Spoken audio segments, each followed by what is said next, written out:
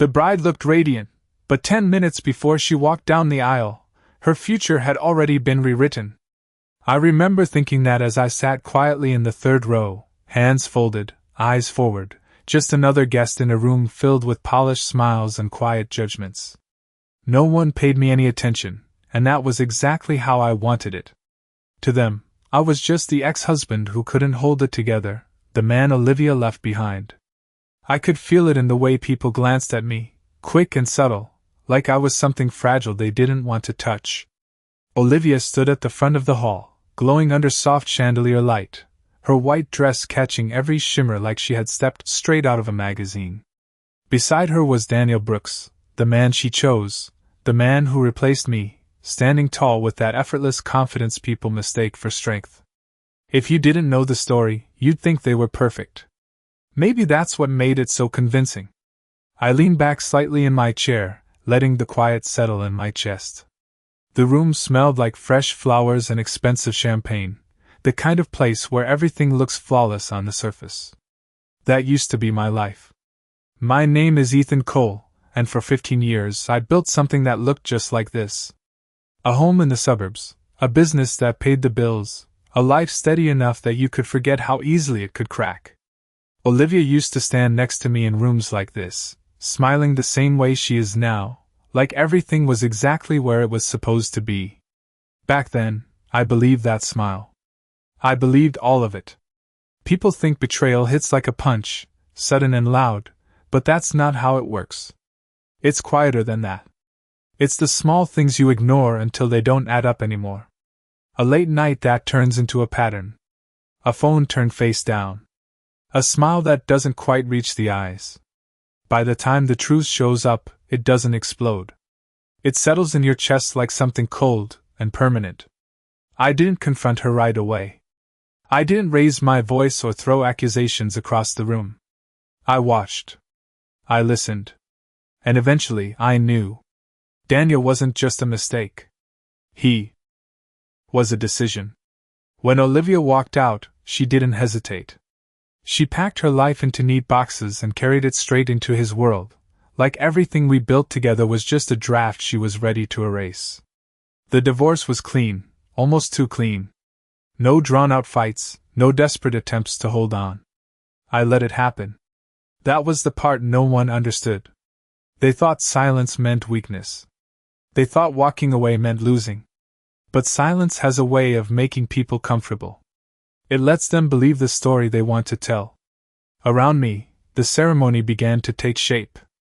Guests shifted in their seats, the music swelled softly, and the officiant stepped into place with practiced calm. Olivia glanced out over the crowd, her eyes scanning the room, confident, composed, certain.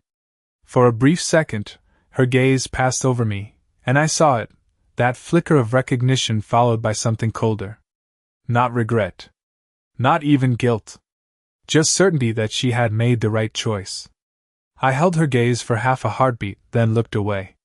There was no need to hold on to that moment. Not anymore. Because what Olivia didn't know, what no one in that room knew, was that this day, this perfect ceremony she had been planning for months, wasn't unfolding the way she thought it was. Not anymore. And the only person who understood that was already here, waiting for the right moment to speak. The music drifted through the hall, soft piano notes layered over the low murmur of voices, and for a moment everything looked exactly the way it was supposed to. People leaned in close to whisper, glasses clinked lightly, and cameras flashed at just the right moments, capturing a version of reality that felt polished and permanent. I sat still, watching it unfold like a scene I had already seen before, just with different names and a different ending. Daniel adjusted his cufflinks with a small, practiced motion, the kind of detail most people would miss. But I noticed it because I used to do the same thing before big meetings, before moments that mattered. He looked confident, relaxed, like a man stepping into a future he believed he had earned. Olivia turned slightly toward him, her smile easy, her posture perfect, every movement calculated without looking forced. She had always been good at that, making control look natural. That was part of what drew people in, part of what made them believe her version of things without question. I remember when that same confidence was directed at me, when I was the one standing beside her, believing we were building something permanent.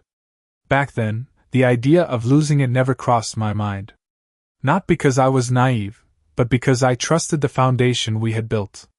Or at least I thought I did. The officiant began speaking, his voice calm and measured, guiding everyone through the ceremony with the kind of tone that made it feel official, unquestionable. Words about commitment, about partnership, about choosing each other every day.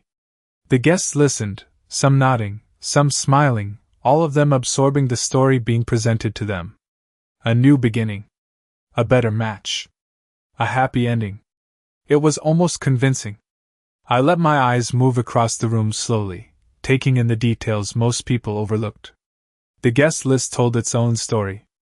Olivia's friends sat closer to the front, dressed sharply, their expressions supportive but curious, like they were watching something they wanted to believe in but had not fully decided on yet.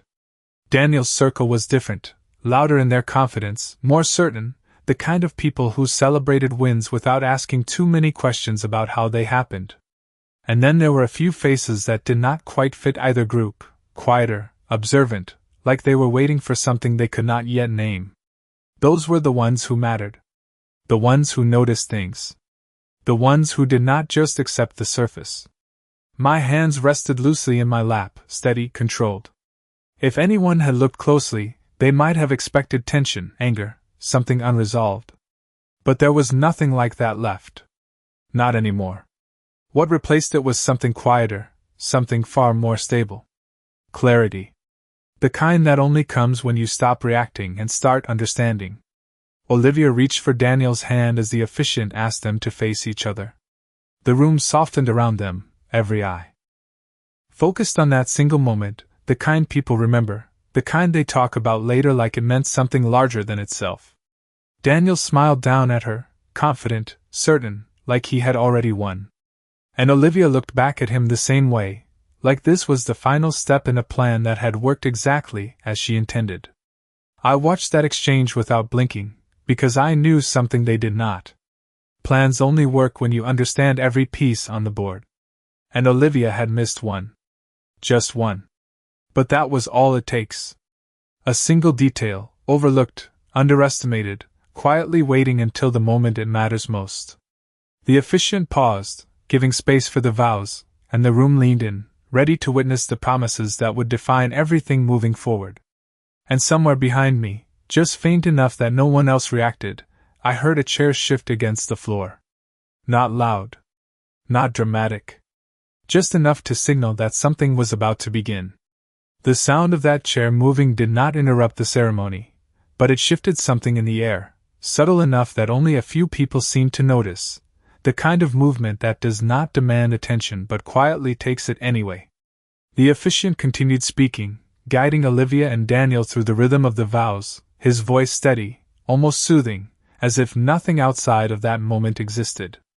But I felt it, the change in tone beneath the surface, like the room had taken a breath it did not know how to release. Olivia began her vows first, her voice clear, practiced, every word landing exactly where it was meant to. She spoke about new beginnings, about lessons learned, about finding the kind of love that feels right without effort. People smiled, some nodded, a few even glanced toward me with that same quiet sympathy they had been carrying all afternoon, as if her words confirmed the story they believed. I did not react. I simply listened. Because the words themselves were not important. It was the timing that mattered. Daniel followed, his tone confident, his delivery smooth, the kind of speech that sounds genuine because it is built on conviction. He talked about stepping into a future together. About partnership, about building something stronger than what came before. It was well done. Convincing even. If you did not know better, you would believe every word. But belief has a weakness.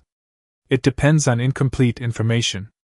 The officiant smiled, satisfied, and began to transition toward the final part of the ceremony, the moment where everything becomes official, where words turn into something binding. That is when it happened. A voice, calm but unmistakably firm, rose from behind the rows of seated guests. Not loud, not disruptive, but precise, like it knew exactly when to enter the moment. Before we finish, there is something that needs to be addressed. The room did not react all at once. It unfolded slowly, like a ripple moving across still water. Heads turned in stages, expressions shifting from polite curiosity to quiet confusion. The officiant paused mid-sentence, caught between continuing and acknowledging the interruption. Olivia's posture changed first. It was small, almost imperceptible, but I saw it. Her shoulders tightened just slightly, her smile holding for half a second too long before fading into something more controlled. Daniel turned toward the voice, his expression narrowing, trying to place it, trying to understand why it mattered. The man who had stood was not someone most of the guests recognized immediately. He was older, composed, dressed simply but with a kind of confidence that did not rely on appearance. He did not rush. He did not raise his voice. He simply stood there, waiting for the room to catch up to him. That is what made people listen. Silence gathered around him, not because he demanded it, but because something about him made it unavoidable. I leaned back slightly in my chair, letting the moment settle into place exactly as it was meant to. Olivia's eyes moved across the room, searching, calculating, trying to regain control of something she could feel slipping but could not yet define. When her gaze landed on the man, I saw it. Recognition. Not complete, not immediate, but enough to unsettle her. Enough to break the certainty she had been carrying all day. Daniel took a small step forward, positioning himself slightly between Olivia and the source of the interruption, a reflex more than a decision. It was the kind of move people make when they sense a problem but do not yet understand its size. The man did not react to that. He simply met Daniel's eyes for a brief moment, then shifted his attention back to Olivia. And when he spoke again, his tone did not change. "I believe you both deserve to understand what you are stepping into." The words were simple, calm, but they landed with weight. Because deep down, everyone in that room could feel it now.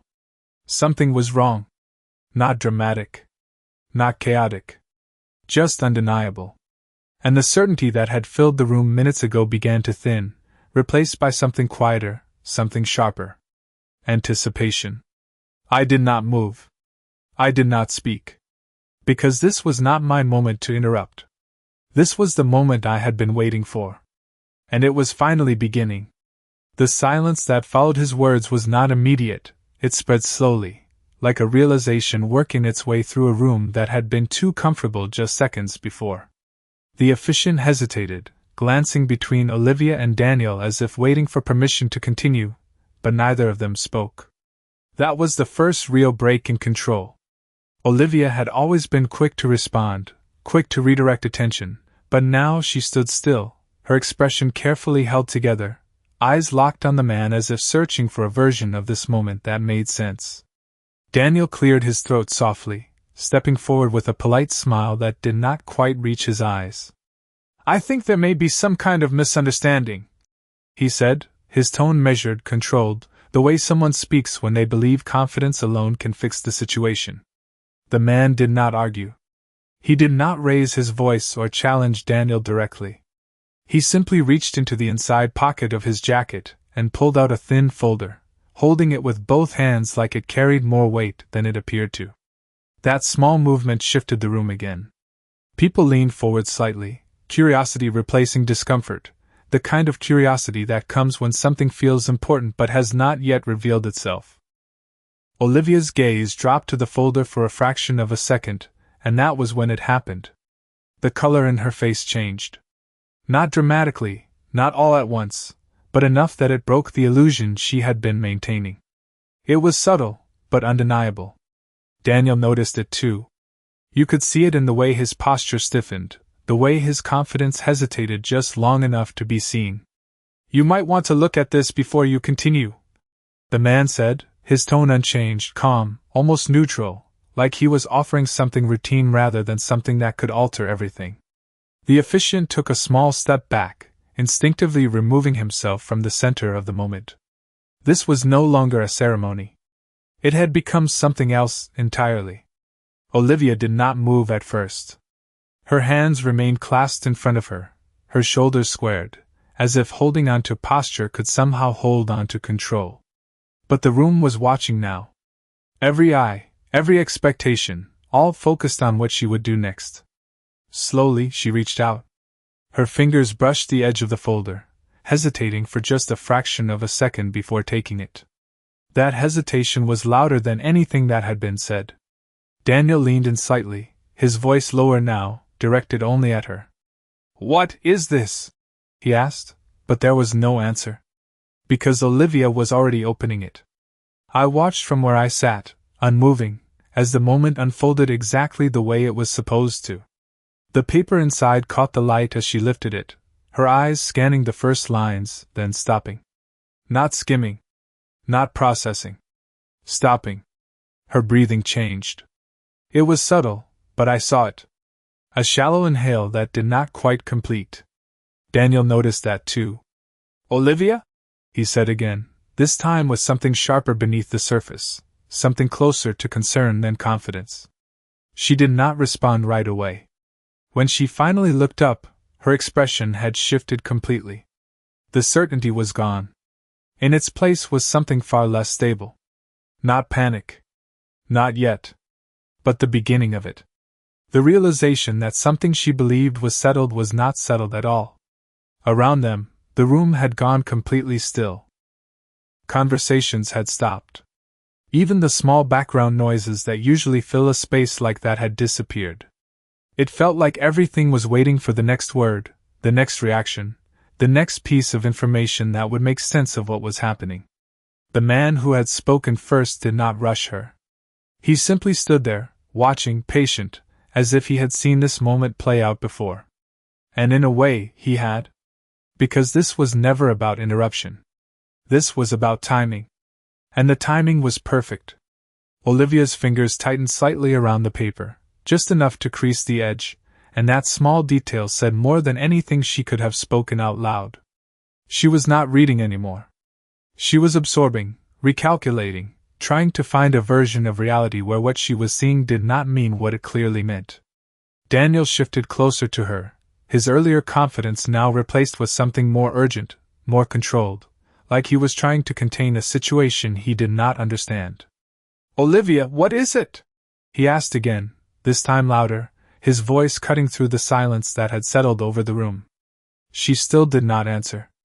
That was the second break. The first was hesitation. The second was silence under pressure. People noticed that. They might not understand the details, but they recognize when something is off. And now, everyone knew something was off. The man who had brought the folder finally took a slow step forward, not invading the space, just enough to make his presence impossible to ignore. "It is better if he sees it too," he said calmly, nodding toward Daniel. No accusation. No emotion. Just a statement that carried its own weight. Olivia hesitated again, and this time it was longer. Her eyes moved from the paper to Daniel, then back again, like she was deciding which version of this moment she wanted to face first. But there are moments where choice disappears. This was one of them. She handed the document to him. Daniel took it quickly, almost too quickly, like speed could compensate for uncertainty. He scanned the first lines with the same confidence he had carried all day. That confidence lasted about 3 seconds. Then it changed. Not dramatically. Not all at once. But enough. His jaw tightened slightly. His eyes slowed. The rhythm of his reading broke. That is how you know. When someone stops moving at the pace they expect. "What is this?" he said, but this time it was not directed at Olivia. It was directed at the man. The question was sharper now, edged with something that had not been there before. The man met his gaze without hesitation. "It is the current ownership structure," he replied. Simple. Direct. And that was when the room shifted for the third time. Ownership. The word did not sound dramatic. But it landed like something far heavier. Because ownership means control. And control means everything. Daniel looked back down at the paper, slower now, more careful, like he was trying to prove it wrong by reading it again. Names. Percentages. Signatures. dates. All lined up in a way that did not match the story he had been living in. Olivia's breathing grew shallower beside him, her composure thinning with each passing second. I could see the moment she connected it. Not just what the document said, but what it meant. That is always the part people miss. Information is not what breaks you. It is understanding. A quiet murmur began to spread through the guests, low and uncertain, like a conversation no one wanted to start but could not ignore. People leaned closer to each other, whispering, speculating, trying to piece together a story that had just changed without warning. The officiant stepped back another inch, completely removed now, his role irrelevant in a moment that no longer followed any script. Daniel looked up again, this time directly at the man. "This is not possible," he said, but his voice did not carry the certainty it had before. It sounded thinner, less anchored. The man did not argue. He did not need to. "It is filed. It is active. And it has been in place longer than you think," he replied, each word steady, unhurried, leaving no room for misinterpretation. Olivia's eyes moved again, not to the man this time, not to Daniel, but across the room. And for the first time since the ceremony began, they landed on me with something completely different. Behind them. Not confidence. Not control. Not even anger. Just realization. And in that moment, she understood exactly what she had missed. For a moment, no one in the room moved. It was the kind of silence that does not feel empty, but full, like it is holding its breath along with everyone inside it. Olivia stood frozen, her eyes still locked on me, but the expression in them had changed completely.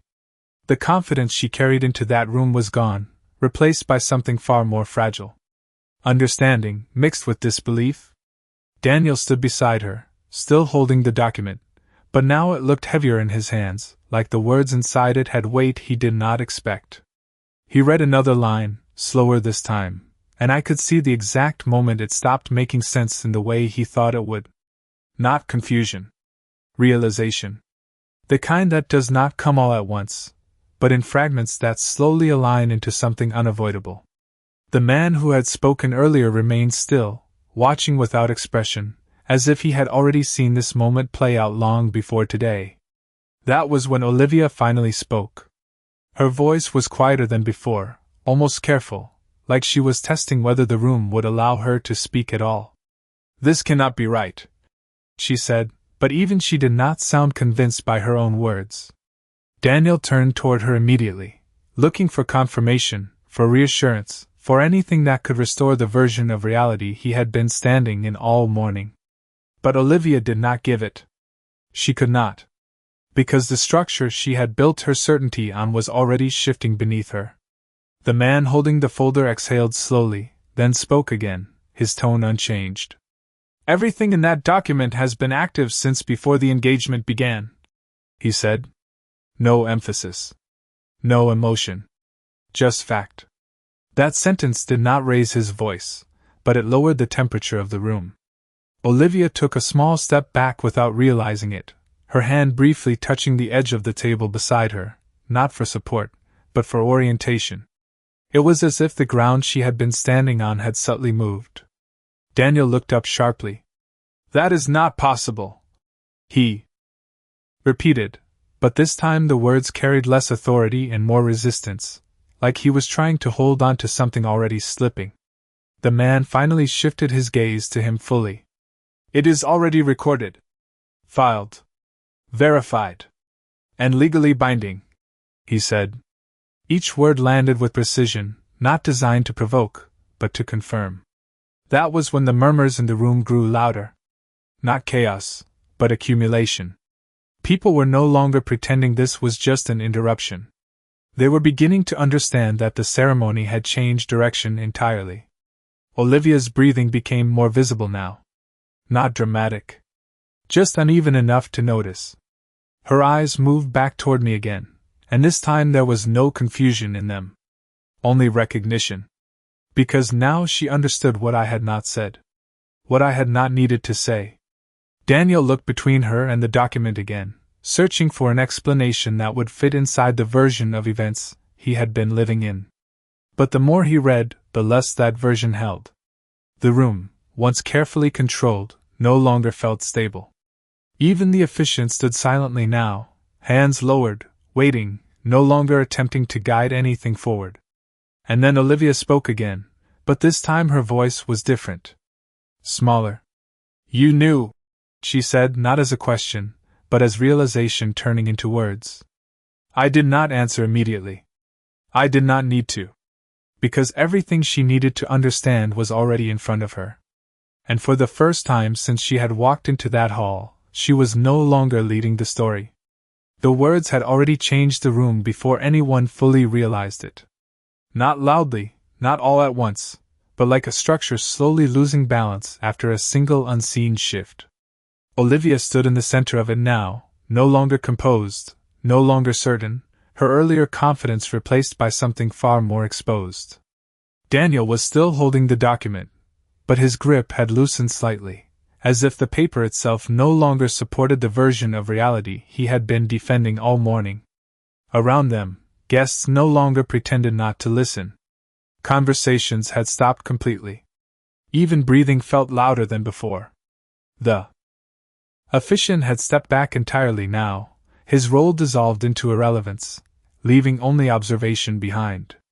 The man who had spoken earlier remained steady, his presence unchanged, as if none of this surprised him at all. That was what made it worse. Not the information. Not the revelation. But the calm certainty of the person who had delivered it. Olivia finally broke eye contact with me, turning back toward Daniel, as if searching for something familiar to hold on to.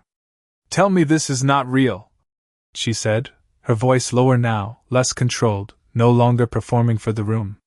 Daniel did not answer immediately. He looked down at the document again, scanning lines that refused to become anything else no matter how many times he read them. His expression tightened, not in anger, but in calculation, failing under pressure. "This does not make sense," he finally said, but even he seemed to hear how weak that sounded. The man finally moved closer, just enough to be part of the conversation without forcing it. "It was structured before any of today's arrangements were made," he said. "Legally, it predates the engagement, the planning, and the financial disclosures tied to this union."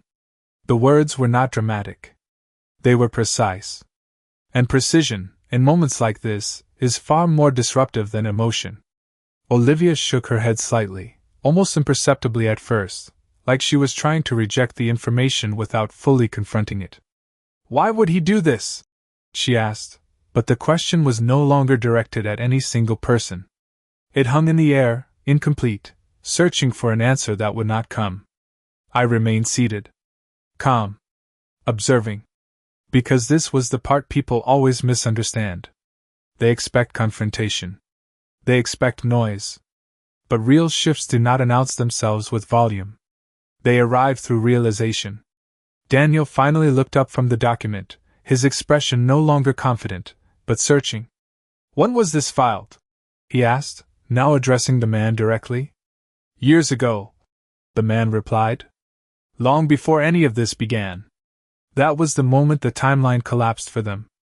Not all at once, but piece by piece.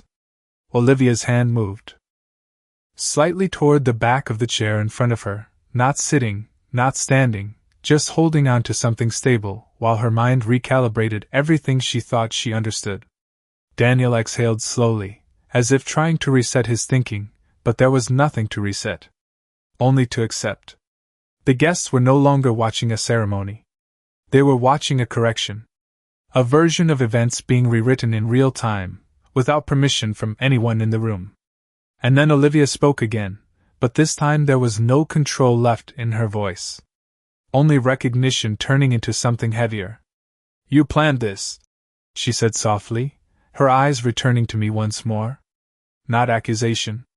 Not disbelief. Just clarity forming too late to change anything. And for the first time, I did not look away. The room no longer felt like a ceremony. It felt like a courtroom that had forgotten it was ever supposed to be a celebration. Every eye in the hall had settled into a fixed silence, the kind that only appears when people realize they are witnessing something they will remember later and struggle to describe correctly. Olivia stood motionless now, her earlier composure fully gone, replaced with a stillness that looked more like collapse held together by habit than control. Daniel was no longer speaking. The document hung loosely in his hand, no longer treated like evidence he could argue with, but like a fact he could not undo. The man who had delivered everything stood a few steps away, patient, as if time itself was no longer his concern. And then Olivia spoke again, but this time her voice carried something different. Not confusion. Not denial. Recognition shaped by consequence. "You planned this," she said again, slower, as if the meaning of the sentence was only now reaching her. I did not answer immediately. Not because I was uncertain, but because there was nothing left that required urgency. The moment had already passed the point of reversal. Around us, guests shifted in their seats, no longer pretending this was still a wedding. Some looked down, others stared directly ahead, all of them trying to understand how quickly a story could change shape in front of them without warning. Daniel finally lowered the document completely. His voice, when it came, was quieter than before. "Why?" he asked, but it was no longer directed at a person. It was directed at the situation itself. The man responded without hesitation. "Because the outcome was never dependent on today," he said. "Today only confirmed what was already in place." That sentence did not raise tension. It removed illusion. Olivia looked at him now, really looked, as if seeing not just the man she had left behind but the distance between what she assumed and what had actually been true. "So everything," she said slowly, "was already decided." I finally stood up. Not dramatically. Not to interrupt. Just enough for the room to acknowledge presence instead of speculation. And when I spoke, my voice was calm, steady, the same tone I had used long before any of them had started rewriting their version of events. "Nothing was decided today," I said. "Today was just the part where everyone finally saw it." The silence that followed was different from before. It was no longer anticipation. It was comprehension settling in too late to change direction. Olivia took a small step forward, then stopped, as if even movement required permission from something she could no longer control. Daniel looked between us once more, but there was nothing left to argue with.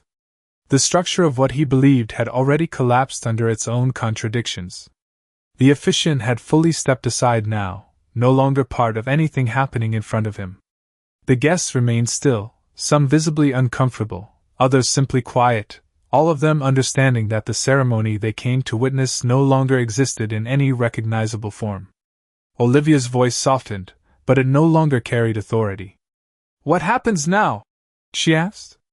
I looked at her for a moment, not with anger, not with satisfaction, but with the calm clarity of someone who had already passed the point where reaction was necessary. "No," I said quietly. "You live with what was already true before you decided to look closer." And for the first time, there was nothing left for anyone in the room to add. The room remained still, but it was no longer the same kind of stillness that had filled it earlier. It was heavier now, quieter in a way that felt final rather than expectant. Olivia stood in the center of it all, no longer trying to maintain any version of composure, her eyes no longer searching for answers but absorbing the consequences of having already received them. Daniel had stepped slightly back, not out of drama, but out of instinct, as if distance could somehow restore perspective that no longer existed. The man who had spoken earlier closed the folder slowly, not because anything was unresolved, but because nothing else needed to be added. And I remained exactly where I was, because there was nothing left to chase in this moment. Olivia broke the silence first, but not with anger or denial. Her voice was softer now, stripped of everything she had used to control the narrative. "So this is it," she said, not as a question, but as recognition finally settling into words. I looked at her without moving, without shifting anything in my expression. "This is what has always been it," I replied calmly. There was no reaction in the room, because there was nothing left that required one. Daniel looked down briefly, then back up, but the confusion in his expression had already given way to acceptance. Not agreement. Not understanding. Just the realization that there was nothing further to challenge. The officiant finally lowered his gaze completely, stepping away from the center as if the ceremony had ended without announcement. Guests no longer whispered. Even curiosity had reached its limit. What remained was observation without participation. Olivia took a small step forward, then stopped again, as if the distance between where she stood and where she thought she was supposed to be no longer made sense. "I did not know," she said quietly, but the sentence sounded less like a defense and more like something she was trying to confirm for herself. I nodded once, not in agreement, but in acknowledgement of the truth she was finally willing to speak out loud. "That is the difference," I said, "between assumption and structure." The words were not sharp. They did not need to be. Because clarity does not require force when it arrives at the right time. Daniel finally spoke again, but his voice was lower now, stripped of the earlier certainty that had carried him into this day. "What happens to us now?" he asked, though the question no longer carried the same confidence it once would have. The man with the folder answered before I did. "What happens next is not determined by this room," he said. "It was already determined before any of you entered it." That sentence settled over everything like a final adjustment to something already complete. Olivia looked around the room one last time, as if trying to locate the version of events she had believed she was part of. But there was nothing left to find. Only people who had already understood more than they were willing to say aloud. I stepped slightly to the side, not toward anyone, not away from anything, just enough to indicate that my part in this moment had already reached its conclusion. And when I spoke again, it was not to explain, not to justify, not to extend anything further. It was simply to close what had already finished. "This was never about today," I said quietly. "Today was just when everyone else finally caught up." No one responded. Because there was nothing left that required response. And for the first time since the room had filled, there was nothing unfinished waiting to be resolved.